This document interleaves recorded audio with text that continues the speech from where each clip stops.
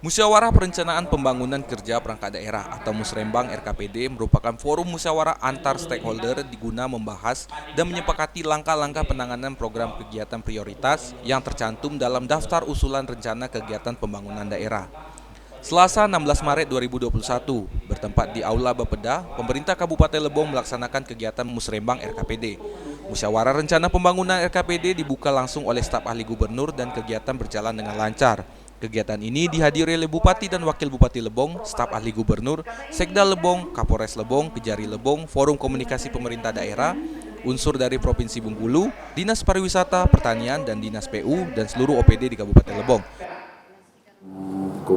Komunikasi pemerintah daerah, kemudian unsur dari provinsi, kemudian dari kabupaten tetangga kita Bengkulu Utara juga hadir.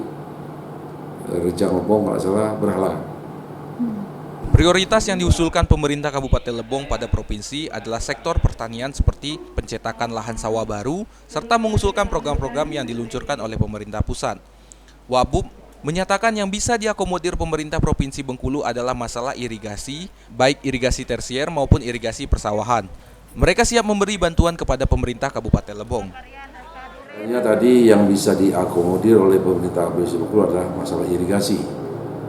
Jadi baik itu irigasi tertiernya maupun irigasi yang ke persawahan.